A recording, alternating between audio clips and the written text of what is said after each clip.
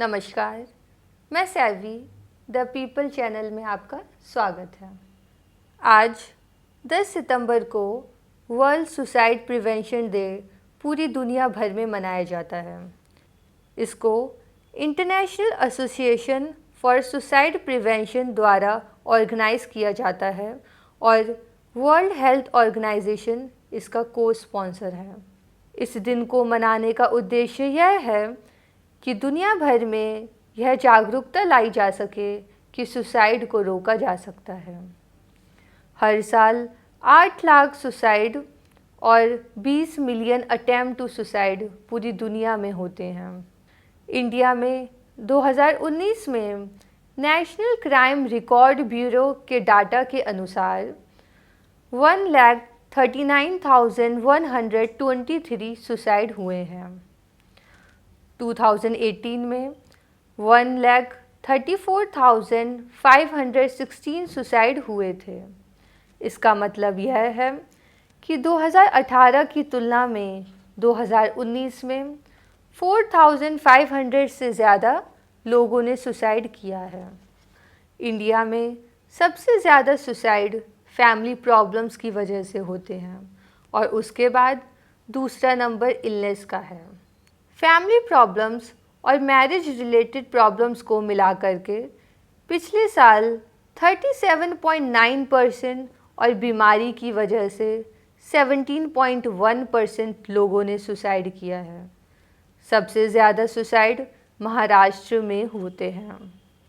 Profession wise suicide को देखें तो पिछली साल 23.4% डेली वेज अर्नर ने और 15.4% हाउसवाइफ ने सुसाइड किए हैं।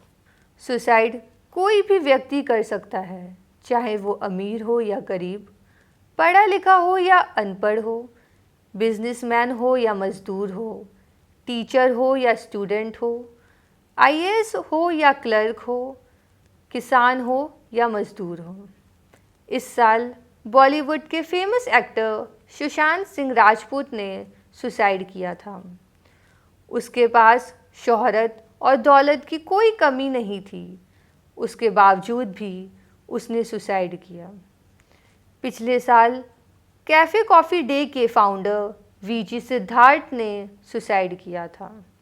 उन्होंने अपने सुसाइड लेटर में लिखा है कि वह अपने बेस्ट एफर्ट्स के बावजूद भी अपने बिजनेस को राइट प्रॉफिटेबल बिजनेस बनाने में फेल हुए हैं और उन्होंने फ्रेंड्स और लेंडर से पैसे उधार ले रखे थे, जिसकी वजह से वो बहुत प्रेशर महसूस कर रहे थे।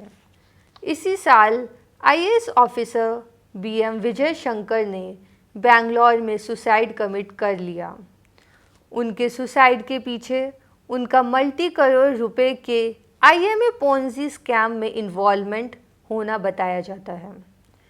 2017 में अरुणाचल प्रदेश के एक्स सीएम कलिखोपुल ने अपनी सरकारी आवास पर सुसाइड कर लिया था और उन्होंने इसके लिए सुप्रीम कोर्ट को दोषी ठहराया था। वो 2016 में अरुणाचल प्रदेश के चीफ मिनिस्टर रहे थे। पिछले साल आईपीएस ऑफिसर विक्रम कपूर ने फरीदाबाद में सुसाइड कर लिया, जिसका कारण उनके जूनियर ऑफिसर्स द्वारा उनको ब्लैकमेल करना बताया जाता है। 2017 में आईएएस ऑफिसर मुकेश पांडे, जो कि बक्सर में डीएम थे, उन्होंने गाज़ियाबाद में ट्रेन से कटकर सुसाइड कर लिया।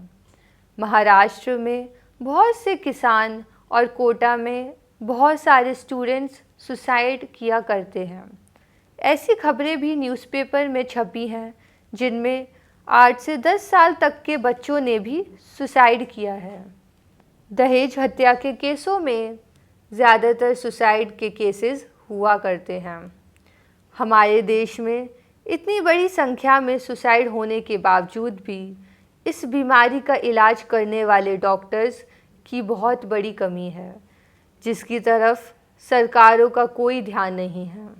लेकिन भारत सरकार सहित किसी भी राज्य सरकार ने सुसाइड प्रिवेंशन के लिए कोई मिनिस्ट्री या डिपार्टमेंट नहीं बनाया हुआ है, जबकि हमारे यहाँ इसकी बहुत बड़ी ज़रूरत है।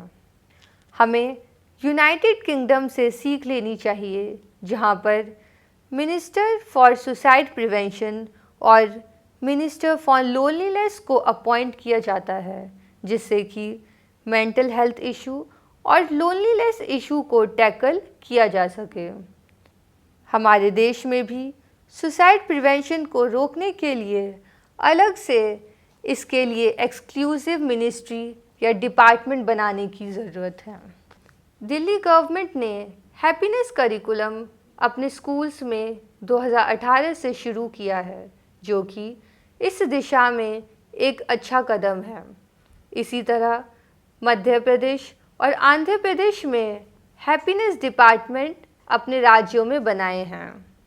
भारत सरकार को भी डिपार्टमेंट ऑफ सुसाइड प्रिवेंशन बनाने की ज़रूरत है, जिससे कि सुसाइड की बढ़ती हुई समस्या को इफ़ेक्टिवली टैकल किया जा सके। अगर कोई सुसाइड करने की सोच रहा है या सोच रही है, या उसका किसी भी काम में मन नहीं लगता और वह गुमसुम सा रहता है या रहती है, तो उसको साइकेट्रिस्ट डॉक्टर को दिखाने की ज़रूरत है। यह देखा गया है कि डिप्रेस्ड व्यक्ति को इस बात का एहसास नहीं हो पाता कि वो डिप्रेस्ड है और उसे ट्रीटमेंट की ज़रूरत है। इसलिए समाज, फैमिली मेम्बर्स और फ्रेंड्स को उसकी परेशानी को देखकर और उससे बात करके यह जानने की कोशिश करनी चाहिए कि वह कहीं डिप्रेशन में तो नहीं है, और यदि वह है तो उसको समझाना चाहिए और साइकेट्रिस्ट से उसको कंसल्ट कराना चाहिए। इस तरह अगर यह लोग इस संबंध में इनिशिएटिव लेंगे तो सुसाइड को रोका जा सकता है, क्योंकि suicide is 100% preventable. What's in a smile? A simple smile can mean little to you or I.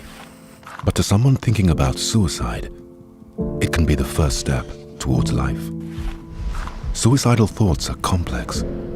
No one knows exactly what works to stop another tragedy, adding to the 800,000 suicides and 20 million attempted suicides a year.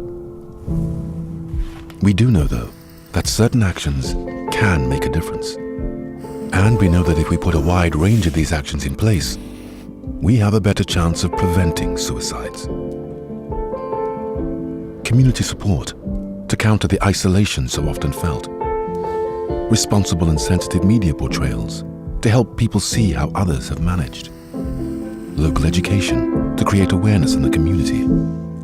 Restricting the means of suicide to stop people at critical moments. All these actions have been shown through research to work. But we can't do all this alone. We need people on the ground to help us make the first step towards those with suicidal thoughts.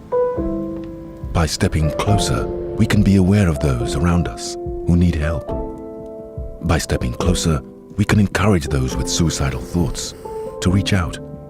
By stepping closer, we can support those in need by sitting in their pain. Every step closer can connect someone to life and the help they want. Sometimes those steps are big. Sometimes all it takes is a smile.